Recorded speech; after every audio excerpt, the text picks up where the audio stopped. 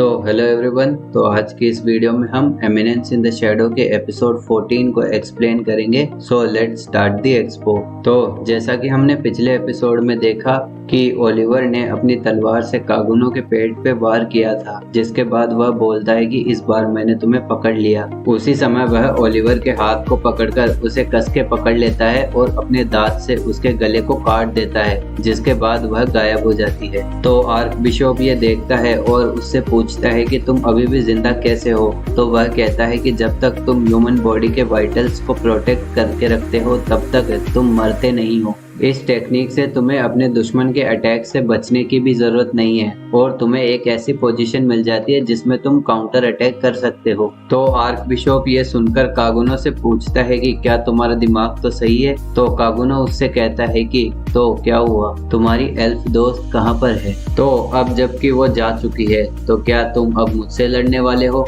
तो arc bishop जवाब देता है कि तुमने सिर्फ अभी तक एक ही कॉपी को हराया है। ये सेंचुरी मेरी है, मैं जहाँ चाहे जितनी चाहे उतनी कॉपी बना सकता हूँ। ये कहकर वह ओलिवर की हजारों कॉपियां बना देता है जो कि मिलकर कागुनो पर अटैक करने वाले होते हैं। मीनवाइल कागुनो सोचता है कि तो तुम्हारे पास दोबारा जिंदा होने वाले लोगों की आर्मी है, लेकिन बहुत ही बुरा हुआ, तुम्हारा समय अब खत्म हो चुका है। ये कहकर वो अपने मैजिक से एक स्लाइम की स्वॉर्ड बना लेता है जिससे वह सभी ओलिवर्स को काट देता है।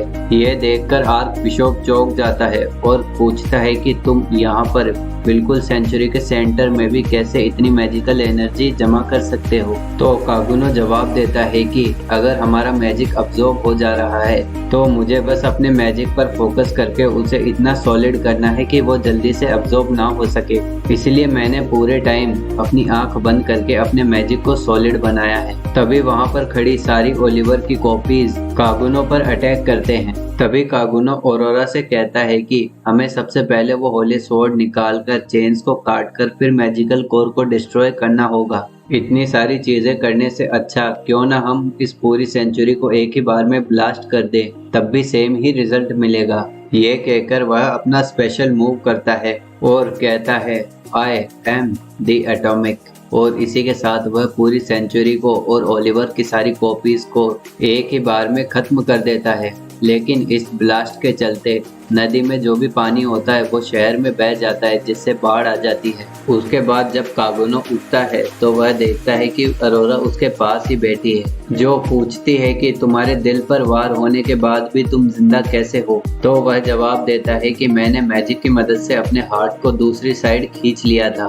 तभी कागुनो अरोरा के हाथ को देखता है और कहता है कि तुम गायब हो रही हो। तो अरोरा जवाब देती है कि हाँ, ऐसा ही लगता है। उसके बाद वो कागुनो को कहती है कि मैंने ही तुम्हें यहाँ बुलाया था, माफ करना मैंने तुमसे झूठ बोला। अब तक मैं सिर्फ इस दुनिया से गायब हो जाना चाहती थी, मैं सब कुछ भूल जाना चाहती थी, लेकिन अब तुमने मुझे एक खास मेमोरी दे दी है, इसके लिए तुम्हारा शुक्रिया। अगर तुम कभी दोबारा मुझसे मिलो तो प्लीज। इतना कहते ही अरोरा गायब हो जाती है। तो कागुनो सोचने लगता है कि अरोरा ने आखिर में क्या कहा। उसके अगले सीन में हम देखते हैं कि एलेक्सिया, रोज और बीटा एक साथ चल रहे होते हैं, जहां एलेक्सिया कहती है कि ये जरूर शैडो ही था जिसने ये सब कुछ किया है। इतना सब कुछ हो चुका है और हम अभी भी कुछ नहीं कर पाए हैं। मैं जानती हूँ कि मेरे पास पावर नहीं है, लेकिन क्या मैं सही और गलत के बीच भी फैसला नहीं कर सकती। अगर चीजें ऐसी ही रही तो मैं कभी कुछ नहीं कर पाऊंगी। ये सुनकर बीटा पूछती है कि तो तुम क्या करने वाली हो प्रिंसेस एलेक्सिया मिडगर।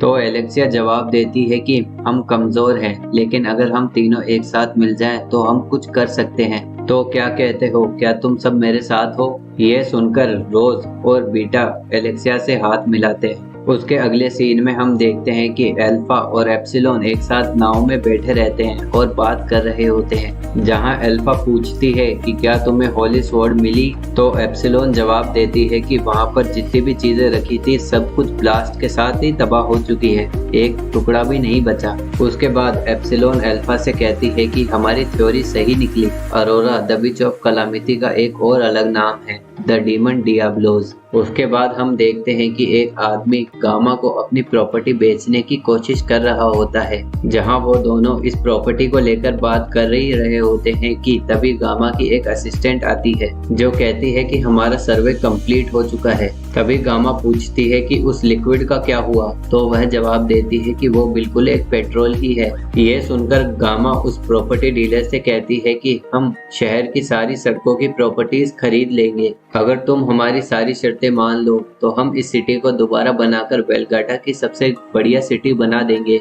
उसके अगले सीन में हम देखते हैं कि शैडो गार्डन के सभी मेंबर एक कमरे में बैठे रहते हैं और गामा उन सभी को देखकर अपने पास्ट के बारे में सोचती है। जहां हम देखते हैं कि एल्फा फागुनो को उसका बनाया हुआ घर दिखा रही होती है और कहती है कि हम ये घर नहीं बना पाते अगर तुमने हमें इसे बनाने की टेक्निक नहीं सिखाई होती। और अब हमारा टेम्परेरी बेस तैयार हो चुका है, तो यहाँ पर सारी लड़कियाँ अपनी ट्रेनिंग कर सकती हैं। अगर हमें कल्ट के खिलाफ लड़ाई जारी रखनी है तो हमें अपनी इंडिविजुअल स्ट्रेंथ बढ़ानी होगी और ज्यादा मेंबर्स को लेना होगा। उसके अगले सीन में हम देखते हैं कि गामा अल्फा से कहती है कि ओरियाना किंगडम से एक मैसेज आया है जिसमें लिखा है कि रॉयल चांसलर पर्व असाड रॉयल कैपिटल ऑफ मिडगर के लिए निकल चुके हैं। उसके अगले सीन में हम देखते हैं कि एलेक्सिया आयरिस को सेक्रेड लैंड में हुई सारी बातें बता रही होती है और कहती है कि हमें पूरे church of the divine teaching को लेकर इन्वेस्टिगेशन करनी होगी,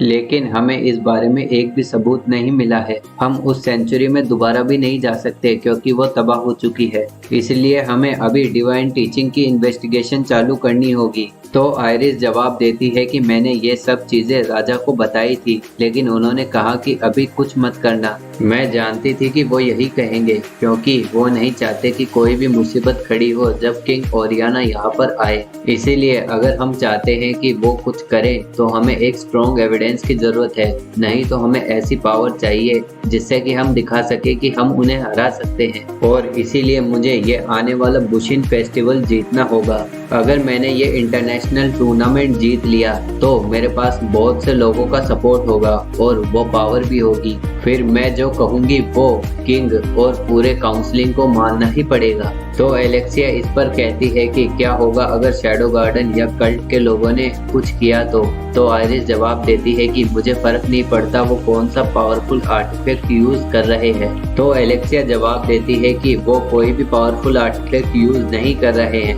ये उनकी खुद की ताकत है। तभी आयरिस कहती है कि तुमने उस दिन देखा था कि कैसे उन्होंने पूरे शहर को डिस्ट्रॉय कर दिया। किसी भी इंसान के बस की बात नहीं है कि वो इतनी मैजिकल एनर्जी प्रोड्यूस कर सके, लेकिन मैं किसी भी तरह से हारने वाली नहीं हूँ। अगर वो बुशिन फेस्टिवल में भी दिखाई दिए तो मुझे उन्हें हराना ही होगा। उसके अगले सीन में हम देखते हैं कि रोज अपनी स्वॉर्ड से प्रैक्टिस कर रही होती है। तभी वो शैडो के बारे में सोचकर उसकी जैसी स्वॉर्ड चलाने की कोशिश करती है, लेकिन अचानक से उसे अपने सीने में दर्द होना शुरू हो जाता है और हम देखते हैं कि उसके चेस्ट से कुछ लाल तरह की जड़ें बाहर निकलना शुरू कर देती हैं। और इसी के साथ ही एपिसोड खत्म हो जाता है। Thanks for watching.